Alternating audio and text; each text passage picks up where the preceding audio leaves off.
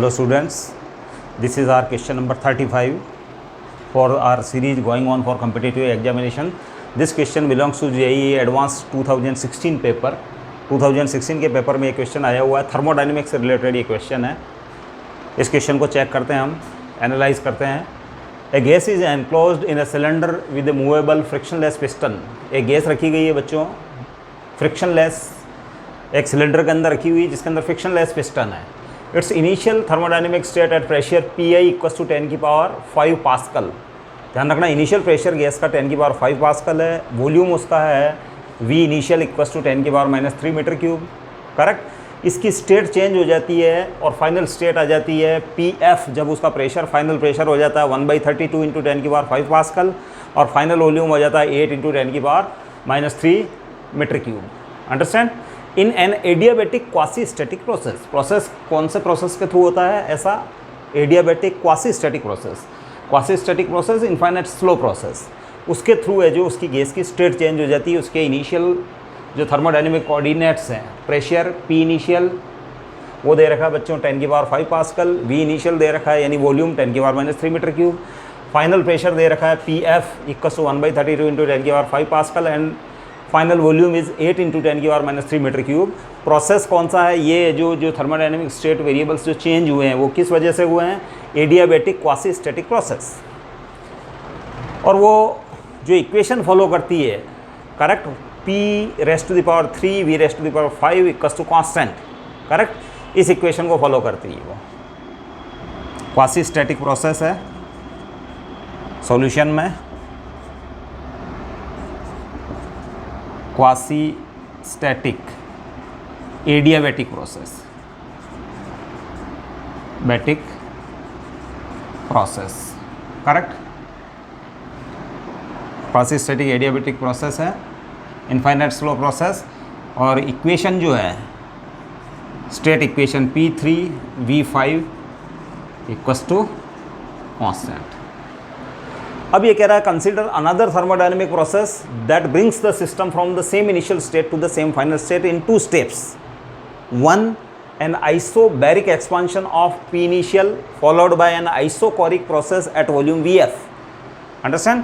मतलब है, जो मैं डायग्राम बना देता हूँ, ये क्वेश्चन क्या कहना चाह रहा है।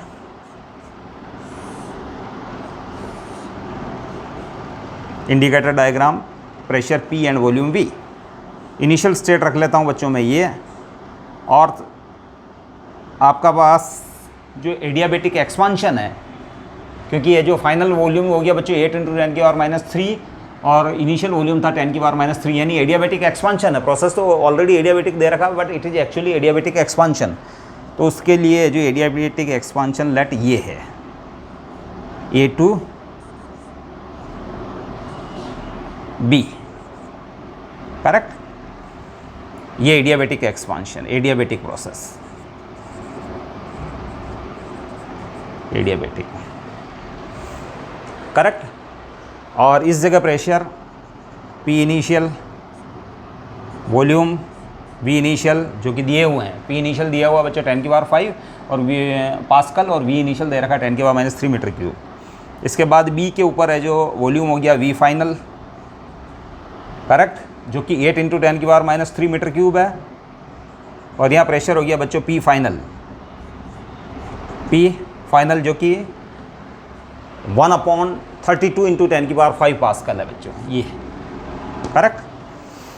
अब है जो ये कह रहा है कि अगर इसी प्रोसेस को, ये same initial state to same final state, किसी अदर 2 स्टेप प्रोसेस से अगर ये B स्टेट अचीव होती हो, माना, और ये फर्स्ट स्टेप दे रखी है बच्चों आइसोबैरिक एक्सपांशन A से C तक, इसके बाद C से B तक वापस है जो final state, same final state achieve हो जाती है ये आइसोकोरिक प्रोसेस के थ्रू।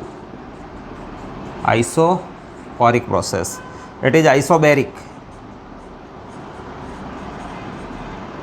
आइसोबैरिक प्रोसेस, यानी इनिशियल प्रेशर सेम रखते हुए जो ये प्रोसेस हुआ, that's why it is isobaric. And यहाँ वॉल्यूम सेम रखते हुए C to B तक है जो गैस ने स्टेट चेंज की, तो ये स्टेट हो गई बच्चों आइसोकोरिक प्रोसेस हो गया C to B तक। करेक्ट, ये प्रोसेस है आपका। ठीक है। हाँ, the amount of heat supply to the system in the two step process is approximately, two step process तो बच्चों ये है ए से सी और सी से बी, अंडरस्टैंड। तो उसके अंदर कितनी हीट सप्लाई हुई है ये आपको फाइंड करना है। तो सबसे पहले बच्चों हम क्या करते हैं, इस प्रोसेस क्वेश्चन को स्टार्ट करते हैं। ए से बी तक है जो क्वासी स्टैटिक प्रोसेस है। पहले तो इस स्टेट इक्वेशन को मैं इस टाइप से लिख देता हूँ, P V raise to the power 5/3, यानी इस इक्वेशन का क्यूब रूट ले लिया मैंने। तो क्यूब रूट लेने पर वापस आपको क्या मिल जाएगा, P V raise to the power 5/3। अब बच्चों है जो एडियाबेटिक प्रोसेस के अंदर स्टेट इक्वेशन होती है P V raise to the power gamma equals to constant. इसका मतलब गामा जो है वो 5/3 है। ऑब्वियसली गैस मोनोएटॉमिक है, implies gas monoatomic gas, correct, ये कन्फर्मेशन हो गया। अब उस मोनोएटॉमिक गैसेस के अंदर है जो ये प्रोसेस अप्लाई हो रहा है, मूवेबल पिस्टन था उसके अंदर, फ्रिक्शनलेस पिस्टन है ना। तो ए से बी तक स्टेट अचीव हुई via adiabatic expansion process, correct. तो फिर ये एडियाबेटिक एक्सपांशन स्टेट इक्वेशन ये हो गई। तो हमें जो अप्लाई करते हैं delta Q equals to first law of thermodynamics, delta U plus delta W. Since adiabatic process के अंदर डेल्टा क्यू तो जीरो होता है, नो हीट इज ट्रांसफर्ड और टेकन फ्रॉम द सिस्टम, न तो सिस्टम से हीट है जो एब्जॉर्ब होती ली जाती है, न सिस्टम को हीट दी जाती है। तो delta Q equals to zero, that is delta U plus delta W, understand. अब बच्चों हम इस डेल्टा डब्ल्यू को फाइंड कर सकते हैं क्योंकि हमारे पास सफिशिएंट डाटा है, work done during the process via this path. तो वर्क डन के लिए इक्वेशन है हमारे पास mu number of moles, mu R T2 minus T1 upon 1 minus gamma, correct.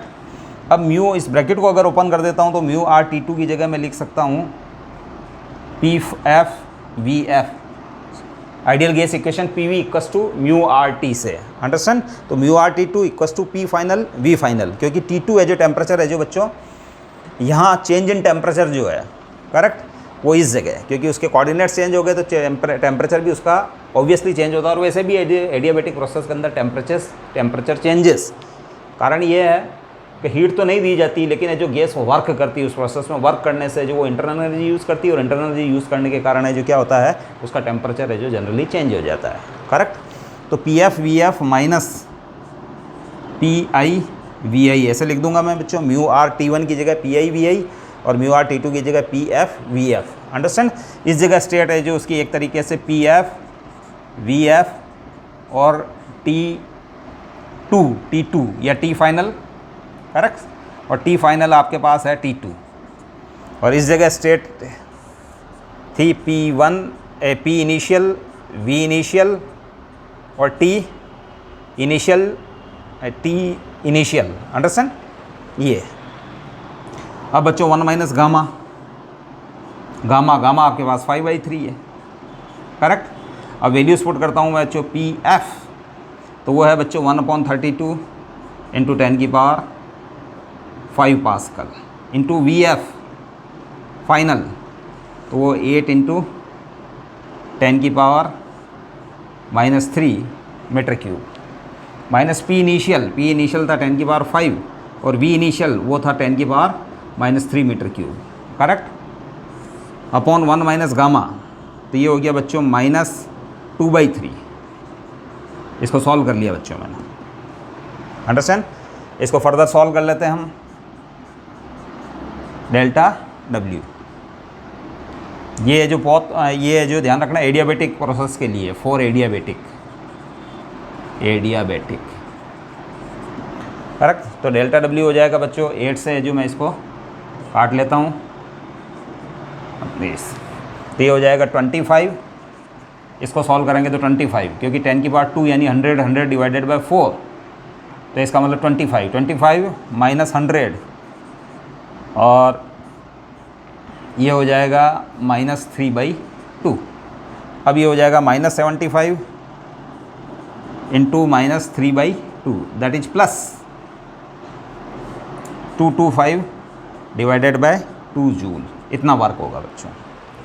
अब ये जो इसे मैं इस इक्वेशन में पुट कर रहा हूँ बच्चों में, delta U plus delta W, तो डेल्टा यू आ रहा है इस इक्वेशन में, ये वैल्यू अगर पुट कर देता हूँ तो डेल्टा यू जो आता है चेंज इन इंटरनल एनर्जी वो हो जाएगा बच्चों minus delta W, correct.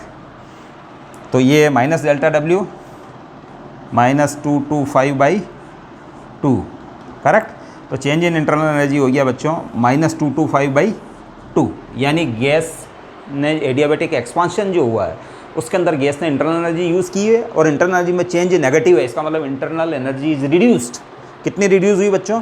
Minus 225/2 joule, correct. इतनी इंटरनल एनर्जी उस केस में रिड्यूस हुई है। अब बच्चों सेम है जो इनिशियल और फाइनल प्रोसेस, इनिशियल और फाइनल स्टेट के बीच में ये अगेन है जो इस वाले पाथ से गैस की स्टेट चेंज हो रही है A2C और अगेन C2B। तो ये पूछ रहा है कि A2C और C2B में टोटल कितनी हीट सप्लाई दी गई, अंडरस्टैंड। तो हम इसको सॉल्व करते हैं बच्चों। चेंज इन इंटरनल एनर्जी हमने इस तरीके से अचीव कर लिया।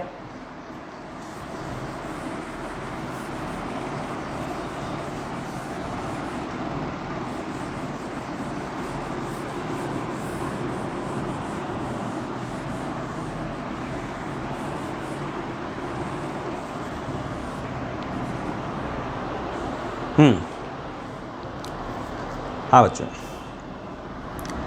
अब है जो total heat supplied for process, अब मैं बात कर रहा हूँ बच्चों for process A2C C2B, correct. A2C तक है जो हीट दी गई माना कि डेल्टा Q1 सिस्टम को, और C2B तक हीट दी गई let delta Q2। Total change in internal energy, तो बच्चों दोनों प्रोसेस को अगर मिला के देखें हम तो total change in internal energy हो रहा है बच्चों UB माइनस UA, यानी same change in internal energy delta U, correct. हाँ, और work done, total change in internal energy दोनों प्रोसेस को मिला के, इसको और इसको मिला के total change in internal energy UB minus UA जो कि डेल्टा UE है, अंडरस्टैंड। अब वर्क डन, यहाँ से यहाँ तक वर्क डन हो रहा है बच्चों P इनिशियल, क्योंकि ये कांस्टेंट प्रेशर पे आइसोबैरिक प्रोसेस है तो प्रेशर कांस्टेंट और वॉल्यूम में चेंज है VF माइनस VI, तो अंडरस्टैंड। तो वर्क डन हो जाएगा PI into VF minus VI, VF minus VI, correct. और C2B तक तो वर्क डन जीरो है बच्चों, क्योंकि वर्क डन का फॉर्मूला होता है बच्चों integral V1 to V2 PdV, understand. तो C2B तक तो है जो आइसोकोरिक प्रोसेस है, यानी वॉल्यूम रिमेंस कांस्टेंट, तो since DV equals to zero है ना, तो सिंस DV है जो जीरो है तो फिर है जो वर्क डन जो है C2B तक, कहाँ से कहाँ तक? C2B तक जो वर्क डन है वो क्या आ रहा है बच्चों?